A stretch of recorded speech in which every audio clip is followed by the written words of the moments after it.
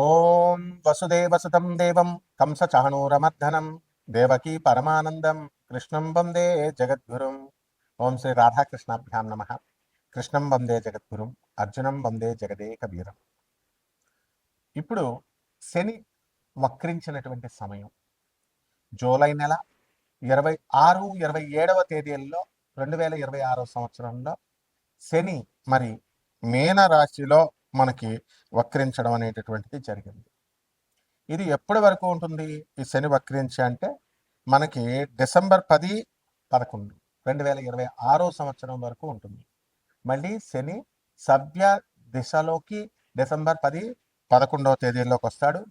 రఫ్గా కనుక మనం చూసుకున్నట్లయితే 4.5 నెలల సమయం ఈ సైకిల్ అనేటటువంటిది కొనసాగుతూ ఉంటుంది.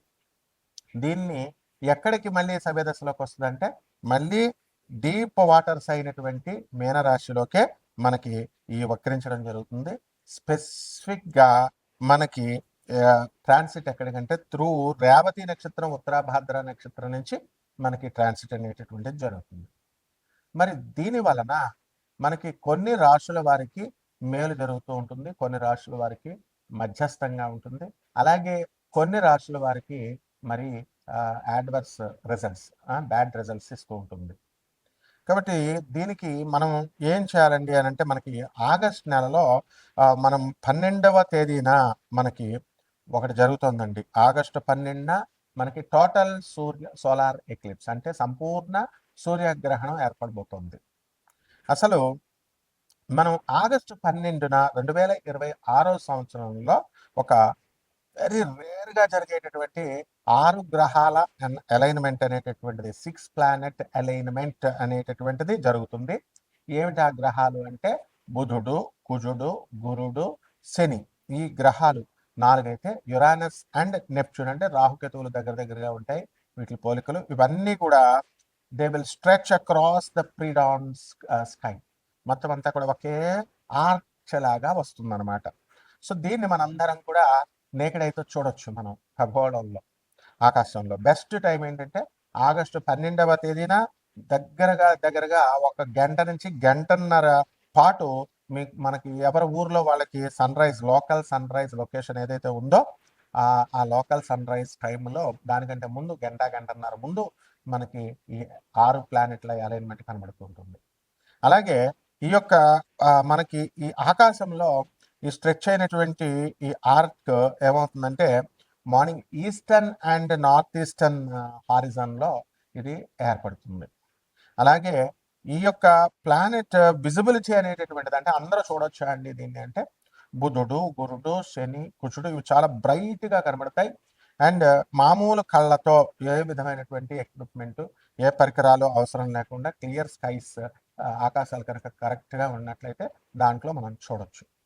అలాగే ఎయిడెడ్ ఐ ప్లానెట్స్ ఏదో ఒకటి మనం సహాయం తీసుకొని చూడాలి. యురానస్ని, నెప్ట్యూన్ని మనం ఏం చేస్తామంటే ఫెయింట్గా ఉంటాయి కొంచెం అవి, అందువలన బైనాకులర్స్ కానీ అంటే అంత కళావంతంగా ఉండవు అనమాట. బైనాకులర్స్ కానీ లేదా బ్యాక్ యార్డ్ టెలిస్కోప్ని మనం పెట్టుకొని మనం వాటిని స్పాట్ చేయొచ్చు అనమాట.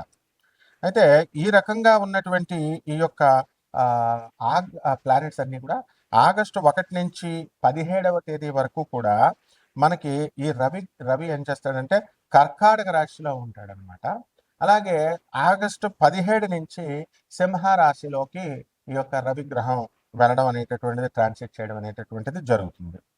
దాని వలన మనకి మేజర్ ఇంపాక్ట్స్ ఏముంటాయండి ఈ శని వక్రించడం వలన అంటే 7.5 జరుగుతుంది కదా ఏలినాటి శని కొన్ని ప్లానెట్స్కి. ఆ 7.5 ఫేజ్ జరుగుతున్నటువంటి వాళ్ళకి ఎవరికి కుంభరాశి, మీనరాశి, తర్వాత మనకి మేషరాశికి జరుగుతుంది. సో వాళ్ళ యొక్క కార్మిక్ ఏవైతే ఉన్నాయో రివరెన్స్, అవన్నీ కూడా కార్మిక్ ఎఫెక్ట్స్ అన్నిటిని కూడా మనము ఇంటెన్సిఫై చేస్తుంది.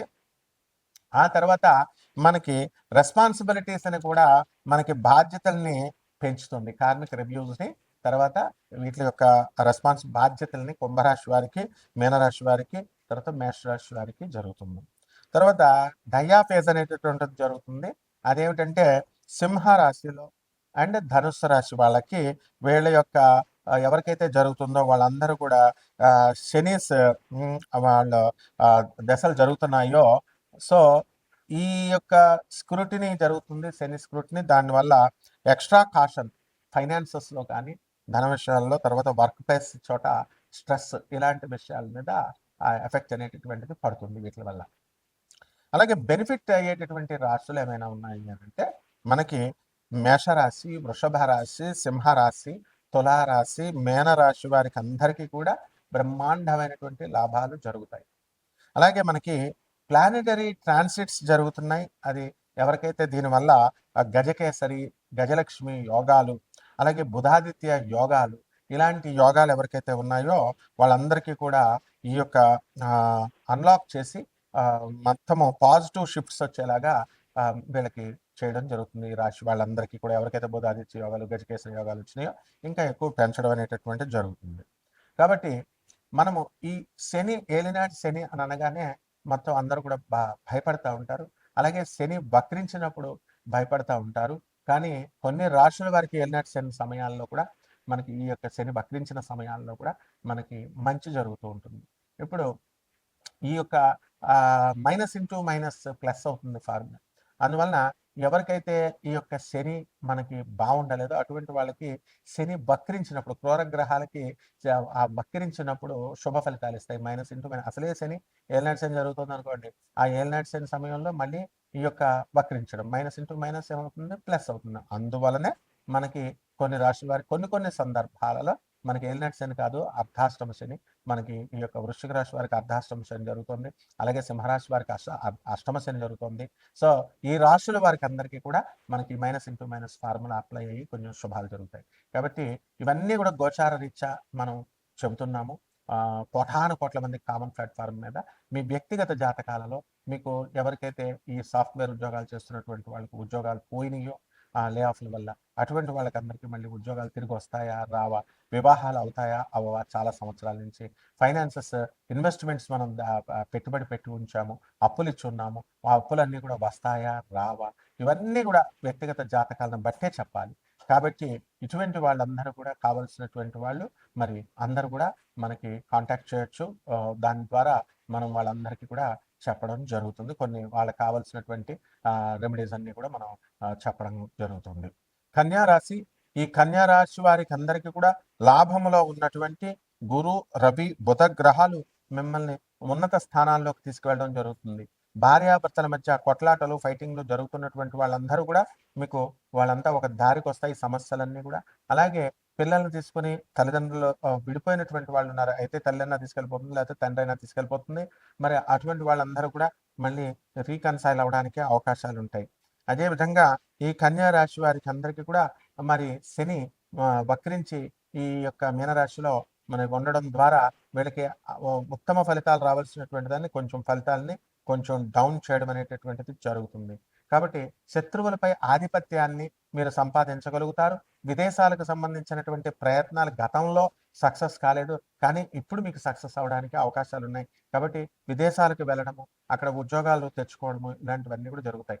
అలాగే సాఫ్ట్వేర్ జాబులు ఇవన్నీ కోల్పోయినటువంటి వాళ్ళు ఎవరైతే ఉన్నారో అటువంటి వాళ్ళకందరికీ కూడా మళ్ళీ తిరిగి వీళ్ళకి ఉద్యోగాలు రావడానికి అవకాశాలు ఉన్నాయి. అదేవిధంగా కొత్త స్థలాలు కొనడము, కొత్త ఇళ్ళు కొనడము, ఇలాంటివన్నీ కూడా మీకు జరగడానికి అవకాశాలు అధికంగా కనబడుతున్నాయి.